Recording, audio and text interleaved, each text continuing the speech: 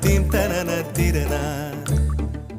நடந்தால் ஆறு எழுந்தால் அருவி நின்றால் கடலல்லோ, சமைந்தால் குமரி மணந்தால் மனைவி பெற்றால் தாயல்லோ.